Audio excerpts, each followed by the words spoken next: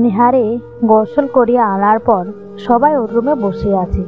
তখন জয় ওর সামনে যাওয়ার সাথে সাথে, জয়, তোরা আমি বলেছিলাম আমার খুব ভয় করতেছে, কিন্তু তা শুনলি না। নেহার চোখের পানিগুলো টপ টপ গাল বেয়ে পড়ে যাচ্ছে। নেহা, নেহা, আচ্ছা তুই মাফ করে দে। আমি জানি না তোর সাথে এমন কেউ করবে। জয়, মা তোমার এখন থেকে একটু যাও। সবাই চলে যাওয়ার সাথে সাথে জয়, আমার সব স্বপ্নগুলো শেষ হয়ে গেল রে। তোর কোনো কিছু শেষ হয়নি। জীবনে অনেক কিছু করার ইচ্ছে ছিল, কিন্তু সেগুলো বোধহয় আর করতে পারবো না রে। তোর সব হবে। তুই গতকাল যেমন ছিলি এমনই থাকবি সব সময়। কিভাবে আমার সব হবে? তুই পড়ালেখা চালিয়ে যা। আর পড়বো না। ফাইনাল ইয়ারের পরীক্ষার মাত্র 12 দিন আছে, তাই বলছি তুই পরীক্ষা দে। না, দিব না। কেন দিবি না? আমি শিক্ষিত হয়ে কী লাভ? আমাকে এখন কে জেনে শুনে বিয়ে করবে? তুই তোর লক্ষ্যে পৌঁছে তারপর দেখ, তোর পেছনে সবাই লাইন লাগবে। আমি তো সবাইকে চিনেছিলাম না। আমি শুধু একজন গুচ্ছা ছালো ছেলেটাকে চাইছিলাম। জানিস জয়, ওরে আমি খুব ভালোবাসতাম, কিন্তু এই কথাটা বলা হয়নি। তার আগেই আমার নামে আগে ধর্ষিতার টাইটেলটা বসিয়ে গেল। আরে কি বলছিস এসব? তোর কিছু হবে না। আর যে শালা এইসব বলবে তার হাত পা ভেঙে ফেলবো। কয়জনের ভাঙবি? যতজন বলে। এখন আমাকে একটু একা থাকতে দে। আচ্ছা, আর শোন, এখন বসে বসে শামসুল রহমানের শ্রীকান্ত উপন্যাসটা পড়, তাহলে একটু ভাল লাগবে। আমি কিছুই ভাল লাগে না। আচ্ছা, এখন বসে বসে স্লো ভলিউমের হাফিজ ইসলামের গানটা শোন, তাহলে ভাল লাগবে। আচ্ছা, এখন তুই যা। জয় ওর রুমে এসে শুয়ে শুয়ে এসব ভাবছি। আমার জন্য নেহা আজ ধর্ষিত হয়েছে।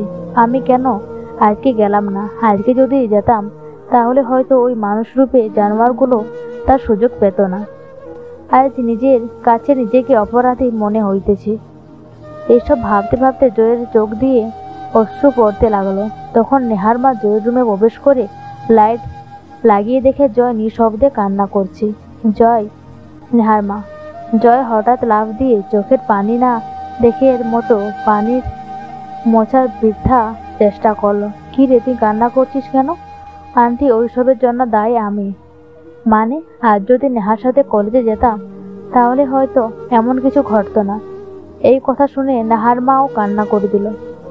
জয় তখন নেহার মাকে জড়িয়ে ধরে কান্না শুরু করেছে আর বলছে, আন্টি আমাকে ক্ষমা করে দাও। কান্না করতে করতে। আরে পাগল, তুই তো আমার ছেলের মতো। এখানে তোর কোনো দোষ নাই। ওই জানোয়ারগুলো দায়ী এইসবের জন্য। আল্লাহ তাদের ক্ষমা করবে না। এখন ফ্রেশ হয়ে নেহার একটু খাবার দিয়ে যা। কোনো খাইছে না। না, ও নাকি আর খাবে না? কই সোহায় না? এই নেহা, জয় বল মন খারাপ করে, আয় খেতে বসবি না? খাবো না। কেন খাবি না? না খেতে খেতে মরে যাব। এখন একটা থাপ্পড় দিব? দে, আমায় থাপ্পড় দে, আমারে মেরে ফেল। ওই কুত্তার বাবারা আমার কেন একবার মায়েরা ফেললো না? আমি এখন কোনো মুখ খেয়ে বাঁচব, তুই নেহা হয়ে বাঁচবি। এ কথা জানার পরও কি আমাকে সমাজ মেনে নেবে? মানবে না কেন? কারণ আমি একটা ধর্ষিতা। তোরা একটা বোকাটা ছেলে করেছিস, তাতে তুই ভেঙে পড়লে শাস্তি দেবে কি? আল্লাহ ছাড়া ওদের শাস্তি দেওয়ার মতো কেউ নাই। এটা ঠিকই। এখন আমার ভালো লাগছে না। তোকে এখন লক্ষ্মী মেয়ের মতো ঘুমিয়ে থাকো।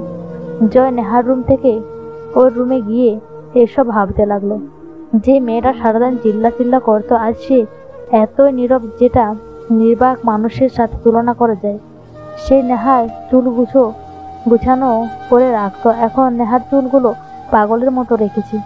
আচ্ছা, ওরে কোন মানুষ ধর্ষিতা বলবে? ওরা ওদের চারপাশকে দেখে না? যে পুরুষরা বলবে ও ধর্ষিতা, সে পুরুষটা বাসায় গিয়ে বলে, ধেত্তেরি, তোর ভালোবাসা, তুই আগে শাড়ি খোল। এটাকে ধর্ষণ না?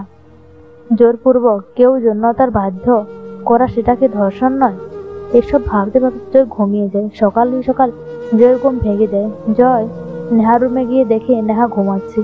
মনে হচ্ছে কতক্ষণ আগে ঘুমিয়েছে। নেহার চেহারাটায় কত নিষ্পাপ। ঘুমন্ত অবস্থায় নেহারে এত সুন্দর লাগছে যা বলে প্রকাশ করার মতো না। সে নারী তো প্রকৃতি সুন্দর, যে নারী ঘুমের সুন্দর। জয় টেবিলের উপর একটা ডায়েরি দেখতে পেল। জয় ডায়েরিটা হাতে নিয়ে কয়েক পৃষ্ঠা পাল্টানোর পর যা দেখলো তাতে জয় বিশ্বাস করতে পারল না।